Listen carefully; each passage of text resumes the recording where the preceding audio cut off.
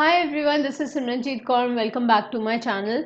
So today again I'm up with one more video, and this video is weekly current affairs from 28 to 26 April 2020. This is part 1. I have divided into series of parts. So this is part 1 and this is again important for the ones who are preparing for competitive exams like UPSC banking or any other competitive exam wherein the general awareness portion is being asked. तो अगर हम लोग first important news की बात करें, India ranks 142nd in the world press freedom index 2020. Recently reporters without borders ने ये world press freedom index को रिलीज किया गया है and they have analyse the situation of journalist in near about 180 countries में जर्नलिस्ट की position को analyse किया गया है और उनके हिसाब से नॉर्वे ने सबसे पहले टॉप किया है एंड नॉर्वे ने फर्स्ट टाइम टॉप नहीं किया. This is literally the fourth time in a row that Norway has topped in terms of freedom of press. Secondly, अगर हम लोग बात करें, it's Finland, Denmark, Sweden and Netherland. This is again important. अगर हम लोग बात करें इंडिया, पाकिस्तान एंड चाइना की, इंडिया का रैंक है 142nd. इंडिया के साथ साथ ही है पाकिस्तान जिसका रैंक है 145th. अगर हम लोग चाइना की बात करें तो 177th पोजीशन में उसने फिनिश किया है. अगर हम लोग रीजन वाइज बात करें, Europe tops which is followed by America and Africa. So this is one of the important information. So you need to remember India's position, that is 142nd, Pakistan 145th और China का है 177th. Top किसने किया है? Norway, which is fourth time in a row उसने top किया है. अगर हम लोग बात करें उसके बाद किसने फिनिश किया, Finland, Denmark, Sweden and Netherland ने फिनिश किया. अब हम लोग बात करें सेकंड इंपॉर्टेंट न्यूज़ की, विच इज गवर्नमेंट ने रिसेंटली एफडीआई पॉलिसी में चेंज किया है. इसके ऊपर मैंने डिटेल वीडियो बना के रखा हुआ है. आई वुड रिक्वेस्ट यू कि आप लोग वो वाला वीडियो पक्का से देखें.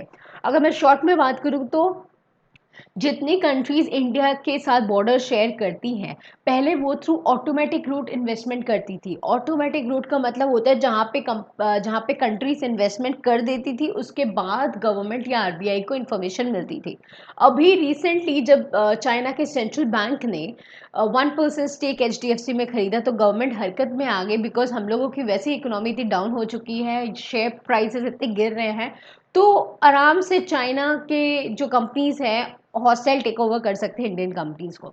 तो इसीलिए ये पॉलिसी में चेंज किया गया है, ताकि पहले जो ऑटोमेटिक रूट था अब वो हो गया है गवर्नमेंट रूट. दैट मीन्स अगर आपको कोई भी स्टेक खरीदना पड़ेगा इंडियन कंपनीज में, first you need to take permission of the government and RBI, only then you can invest. So this is one of the important video. Please focus on the highlighted portion and I would request you to watch a detailed video, which the link will be provided in the description box itself. अगर हम लोग बात करें third important news की, तो third important news ये है कि international monetary fund that is IMF ने रिलीज किया है world economic outlook report. World economic output report जो है IMF twice in a year publish करता है, ये आपको याद रखना है. और इम्पॉर्टेंट पॉइंट्स ये है कि आईएमएफ ने रिड्यूस कर दिया है इंडिया का GDP growth rate from 5.8 to 1.9% in the physical year 20 and 21. और उन लोगों ने ये भी बताया है कि इंडिया की जो जीडीपी है will show a recovery in next financial year with a growth rate of 7.4%. उसके बाद आईएमएफ ने प्रोजेक्ट किया है कि जो वर्ल्ड इकोनॉमी है ना, वो शार्पली कॉन्ट्रैक्ट कर जाएगी बाय 3% इन 2020. आईएमएफ ने प्रोजेक्ट किया है कि चाइना की जो इकोनॉमी है वो ग्रो करेगी at the rate 1.2% in the physical year 2021, while it will grow at the rate 9.2% in the fiscal year 21 and 22. ये जितनी भी रिपोर्टिंग दी गई है आईएमएफ के द्वारा, it is subject to the assumption that second part में ये जो हम लोगों की सिचुएशन इतनी बिगड़ी हुई है because of the corona virus, ये अंडर कंट्रोल आ जाएगा, तभी उसी वाइज उन लोगों ने ये राइज का प्रोजेक्शन दिया गया है. अगर हम लोग national list of intangible cultural heritage of India की बात करें, तो recently national list of intangible cultural heritage को रिलीज किया गया. It has been launched by union minister of culture. This is very important. Union minister of culture Prahlad Singh Patel ने recently national list of intangible cultural heritage of India को launch किया है. ये this is a part of vision 2024 of the ministry of culture, which raises awareness, जहाँ पे आपको बताया जाता है आपके इंटेंजिबल कल्चरल हेरिटेज के बारे में, एलिमेंट्स के बारे में। इसका 5 ब्रॉड डोमेन्स में इसको डिवाइड किया गया है। The national list of intangible cultural heritage of India has been classified into 5 broad domains. मैंने इसको शॉर्ट फॉर्म में लिखा हुआ है पोस्ट के। पोस्ट, किसी चीज को पोस्ट करना, लेटर को पोस्ट करना, पोस्ट के, this is a short form wherein you can remember the entire 5 broad domains. तो पी से है परफॉर्मिंग आर्ट्स, सेकेंड है ओरल ट्रेडिशंस लैंग्वेजेस, उसके बाद आता है social practices, rituals, festive events, traditional craftsmanship, last में जो के है that represent knowledge and practices concerning nature and universe.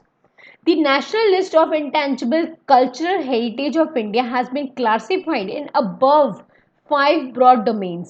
Keeping in view, ये कैसे इन लोगों ने ये डिवाइड किया? Keeping in view the UNESCO 2003 Convention for Safeguarding of Intangible Cultural Heritage के बेसिस के ऊपर इन लोगों ने इसको डिवाइड किया. On the basis of this, they have formed 5 broad domains. Cabinet approves ordinance to amend Epidemic Disease Act 1897. इसके ऊपर मैंने डिटेल वीडियो बना के रखा हुआ है. I would request you to watch it. Link will be provided in the description box. ये ordinance क्यों आया, क्यों ज़रूरत पड़ा ये ऑर्डिनेंस को इंट्रोड्यूस करने के लिए? बिकॉज हेल्थ केयर वर्कर्स के ऊपर अटैक हो रहे थे. बिकॉज हम आम लोग, कुछ लोग समझ रहे थे कि ये लोग हॉस्पिटल्स में काम करते हैं तो मोस्टली ये लोग वायरस कैरी कर रहे हैं, इसीलिए उनकी प्रॉपर्टी के ऊपर, उनके ऊपर अटैक किया जाता था. तो अभी रिसेंटली जो ऑर्डिनेंस आया है उसने क्या कर दिया, इसको कॉग्निजेबल ऑफेंस कर दिया and it's a non bailable offence. And if you violate any of the sections, ये तो हम लोगों ने पढ़ा था, इसकी पेनल्टी भी इम्पोज होगी बहुत ही ह्यूज. ठीक है, तो आप डिटेल में ये वाला वीडियो मैं लिंक प्रोवाइड कर दूंगी. प्लीज़ डिटेल में दोनों देखिएगा. What is epidemic diseases act all about and what is the amendment that has been introduced, सारी की सारी डिटेल्स उसमें मैंने प्रोवाइड की हैं. तो ये आपको याद रखना है कि Supreme Court collegium led by Chief Justice Sharad Arvind Bobde has recommended the appointment of new chief justice for Bombay, Odisha and Meghalaya. You need to remember this sequence, Bombay, Meghalaya and Odisha. आप इसको सीक्वेंस में रखिए याद. Bombay High Court का information पहले, then Meghalaya, then Orissa. अगर मैं बात करूँ, आपको बॉम्बे हाई कोर्ट के चीफ जस्टिस के नाम याद रखना पड़ेगा, दैट इज दीपांकर दत्ता. ठीक है, ये रिकमेंडेशन है, recommended the appointment of new chief justice for Bombay, Orissa and Meghalaya. तो दीपांकर दत्ता, सेकंड आते हैं विश्वनाथ सोमदर, थर्ड आते हैं Mohammad Rafiq for Orissa High Court. And अगर हम लोग इंपॉर्टेंट टेकअवेज की बात करें, Justice Dipankar Datta presently he is a जज in Calcutta High Court and he replaces the current chief justice of Bombay High Court Bhushan Dharmadhikari. Justice Biswanath Somdar, presently he is a judge at Allahabad High Court and he will replace Mohammad Rafiq. Justice Mohammad Rafiq, presently judge at Meghalaya High Court and he will replace Sanju Panda as Chief justice of Orissa High Court. आपको ये बात याद रखना है कि आप इसको याद कैसे करोगे. देखिए बॉम्बे हाई कोर्ट, डायगनली आप इसको देखिए विश्वनाथ सोमदर, ये भी बी से है और ये भी बी से है. तो Bombay High Court Vishwanath Somdar. Meghalaya High Court का डायगनली में देखिए मोहम्मद रफीक, जो कि उड़ीसा हाई कोर्ट में बनेंगे. So in this way you have to remember so that you can remember in your exams also. अब हम लोग बात करें नेशनल पंचायत राज डे के बारे में. This is celebrated on 24th April every year. 24th April every year it is being celebrated. इसको national local self government day भी बोला जाता है. इसी दिन ही प्राइम मिनिस्टर नरेंद्र मोदी ने लॉन्च करना है e Gram Swaraj portal and mobile app, ताकि जितने भी ग्राम पंचायत डेवलपमेंट प्लान हैं वो सारे के सारे एक ही सिंगल इंटरफेस में प्रिपेयर हो सके. अगर हम लोग हिस्ट्री की बात करें तो 24th अप्रैल 1993, आपको ये डेट याद रखना है. 24th April 1993 decentralisation of power हुआ था through the constitution 73rd amendment act 1992 and it also came in force on that day itself. So this is very important. And Rajasthan was the first state that carried out the Panchayati Raj system in the year 1959.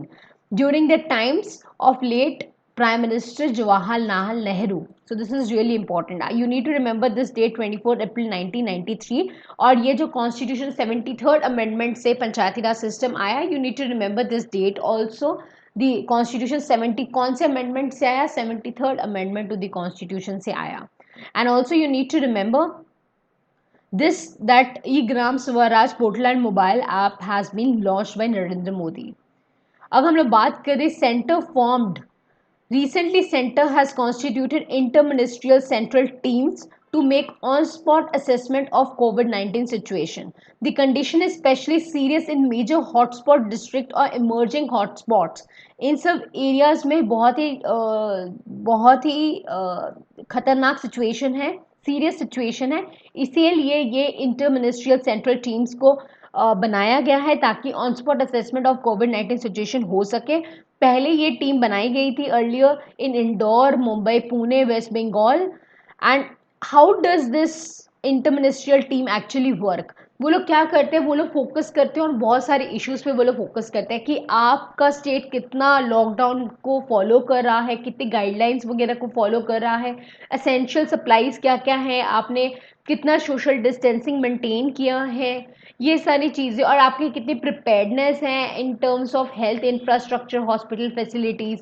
तो एक किस्म का ये क्या होता है ना कि सेंट्रल की टीम आके आपका बस स्टेट वाइज इंस्पेक्शन करती है whether everything is being followed और not, whether social distancing maintain हो रहा है कि नहीं, सारे जितने नियम हैं वो फॉलो हो रहे हैं कि नहीं, so that report to the centre can be given. So this was all about the part 1. I'll be coming up with part 2 as well. So do not forget to like, share and subscribe. Thank you so much.